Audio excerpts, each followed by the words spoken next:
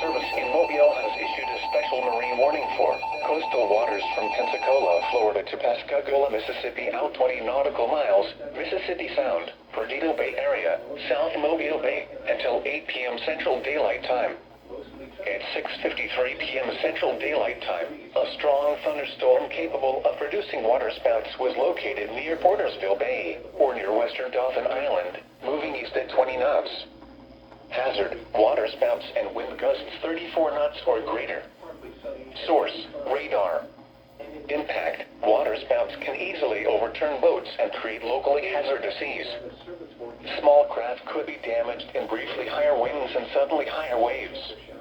Locations impacted include Sand Island Lighthouse, Bon Secours Bay, Mississippi Sound east of Pascagoula, Heron Bay, Central Dauphin Island Bridge, Fort Gaines, Gulf Shores Beach, Western Dauphin Island, and Fort Morgan. Move to safe harbor until hazardous weather passes. Thunderstorms can produce sudden waterspouts. Waterspouts can easily overturn boats and create locally hazardous seas. Seek safe harbor immediately.